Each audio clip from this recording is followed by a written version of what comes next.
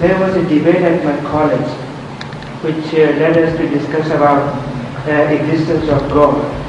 And the students, they said the scientists, and I don't know which scientists they were talking about, but they said the scientists believe that there is no God and that all the things have been created by nature. And what is nature? Well, this is we try to explain, but it explains that nature is created by God. That is where the negative is in fact. Yeah. What is nature? Unless you determine what nature is, the debate cannot proceed any further. They proved their theory by experiments, They said the two planets collided with each other, and so the two animals. You are too vague for me to answer that question. The point is that you have to be very analytical when you come across an atheist, and first get the nature of it. Most of the atheists who are intelligent people, they don't behave like the atheists which you confronted. They know their weaknesses, so they call themselves agnostics. They only say this, that maybe there is a God and maybe there is not, but we don't know. So as long as we have not proof enough or scientific proof enough, we are not compelled to believe in that thing. So this is how they begin. But the atheists are those who say there is positive evidence of his not being in existence. I mean, there is no existence to God. It is positively proved. And they have the weaker field, in fact, to operate. So it depends on what sort of an atheist you are facing. The most common argument put forward in favor of the existence of God by the old religious scholars, which still continue to the day, is this, that after all there is a universe. Who created this? This is a very simple argument put forward. And when you say that, you are immediately caught in a vicious circle. The atheist would retort immediately, all right, if God created the universe, who created God?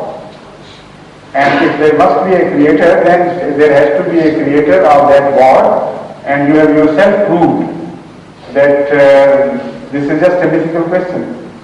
You can never get out of it. So this is a very logical approach by the atheists when they say that.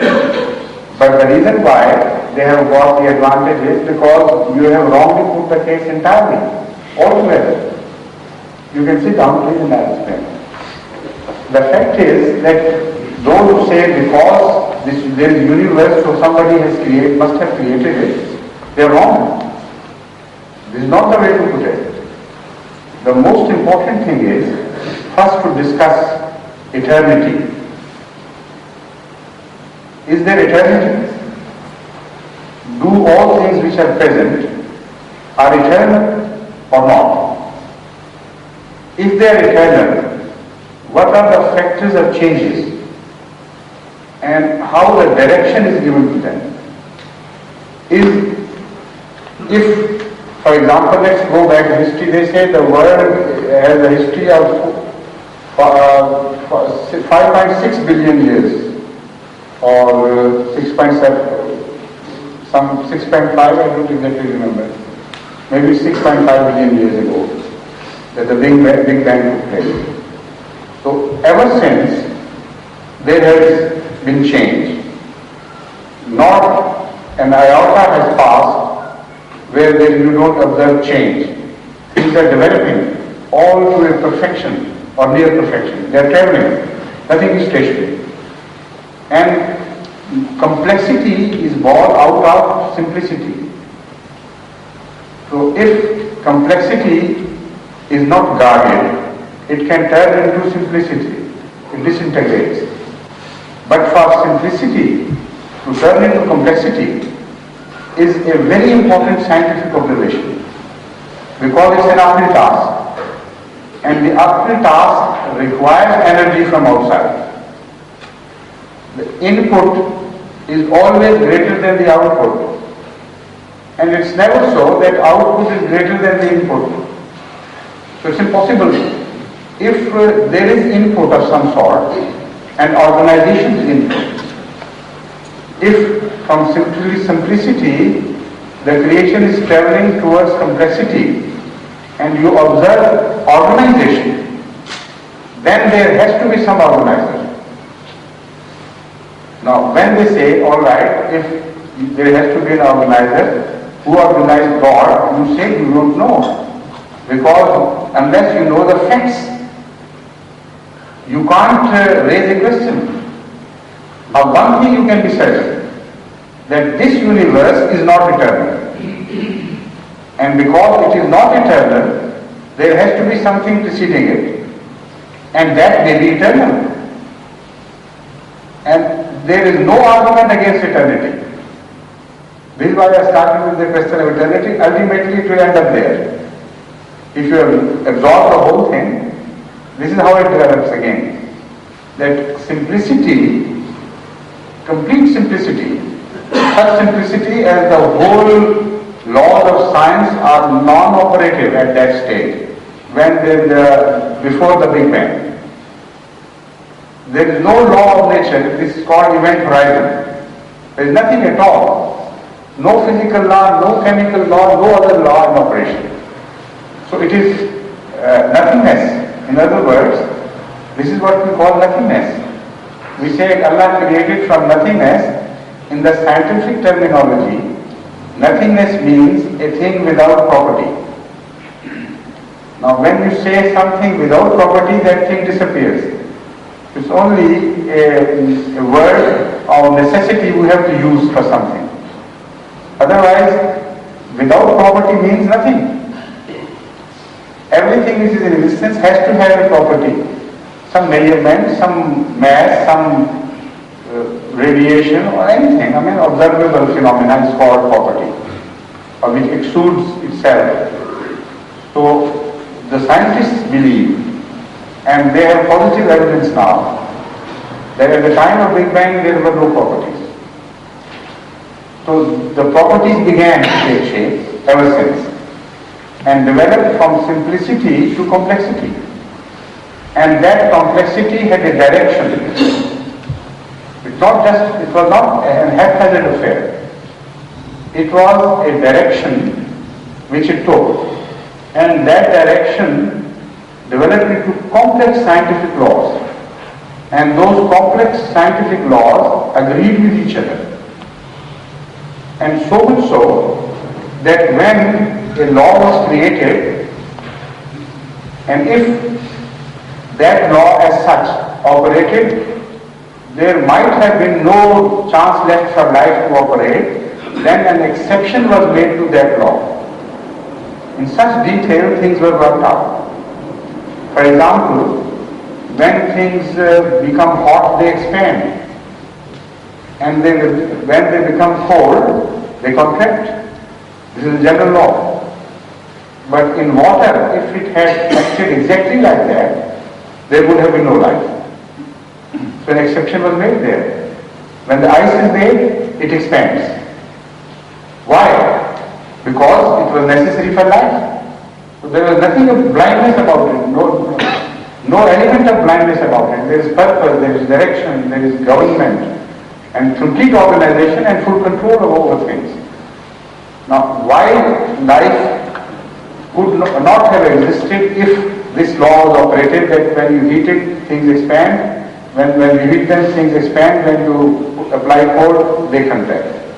Because the scientists say that when life took root in the oceans, if ice also contracted, what would have happened? That the surface ice would have settled down until the whole sea would have turned into ice. And there was absolutely no question during that climate of any warmth within the sea. Hence, the possibility of life is obviated. So what happened was, there was an exception made. Ice must expand when it becomes cold. cold water, when water is cold enough, it must expand. So when it expands, it comes to the surface.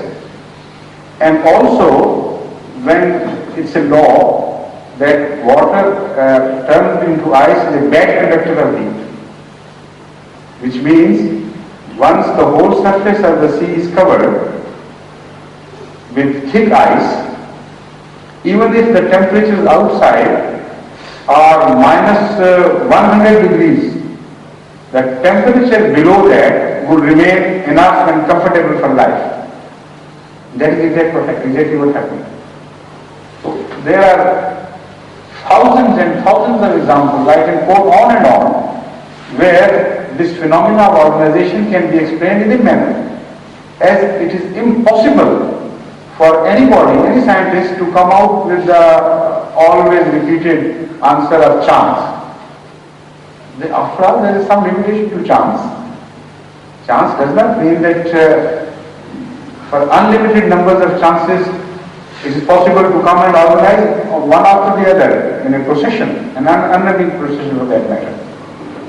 So this is what I mean by organization. When there is organization and simplicity is traveling towards complexity, then there has to be an organizer. And if that organizer is eternal, there is no objection, scientific objection to that. Because anything can be eternal. If he is not eternal, then this universe has to be eternal. So from eternity there is no escape. So if the organizer is eternal, then the vicious circle is immediately broken. We know universe, this is organized, but we don't know the creator, whether he was organized or was like that from eternity. So there is no objection, no scientific objection. This is how you can prove the existence of God to the atheist, at least to the extent that they can't mock at you and can't laugh at you that you're stupid and you're behaving in manner is not cannot survive in the modern age. No, this is wrong. The scientists are now traveling into theists at a rapid rate, with the result that previously, 50 years ago, when the census was taken in America, the entire crop of scientists had not only become atheists, that because they were learning, it was the beginning of their learning and they had become proud of it. It was considered a shame to mention religion. They thought religion is just focus and science is science. That's the reality. Now the recent consensus has shown that 50% of the scientists in the world today have become theists. They believe in God, and because the science is reaching a state where it is becoming more and more difficult for man to consider that the chances took place. There is a scientist, a mathematician of high order and cosmologist by the name of Lyle. He has written a book together with somebody Singha, and they have mathematically considered the to be on its own. Now, despite the fact that Mr. Lyle has gone too far away from common sense in giving his own theories of life, he has been very strongly censored because of that. But the basic argument, the scientific calculation of facts still remains intact. Nobody can attack that argument. So I am not supporting what Lyle presents as theory of how life might have been created on earth. Not at all. I am just quoting that bit of argument with which he begins and which is the most important and fundamental point in this book. He says that for the first brick of life to be made, which is DNA and RNA, is the transformer part, he says so many enzymes are involved and so many proteins are involved that for the creation of those, you have to work it out scientifically. You have to have -400 chances to get together and organize. Now this is a term which, 10 raised to the power of -400. It is impossible. No sane man on earth can believe that this can happen. Now this is a scientific mathematical language which may not be understood by others, but there are other mathematicians who have put it differently. One of them has suggested that if it is possible for the life chemistry to appear through chance, and for that chance to get organized to make the first break of life, so many factors are involved that only a few years ago in America there was a great conference of world scientists on biology. I am quoting one of them who belongs to the top of his branch of knowledge. He says, a very interesting example. He says, if you believe in that, you will also have to believe in this type of chance.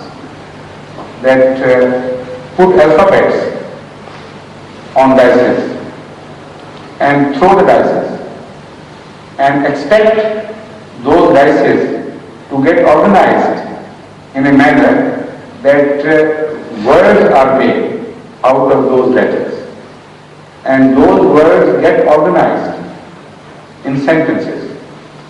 Words and vowels and consonants organizing themselves into words, and then into words meaningful. And then not only just any expression, but a meaningful scientific expression. And then another sentence is made, and every time you throw dice, sentence after sentence is created until you reach a book the size of 5,000 pages, full of scientific data, with full stops and everything.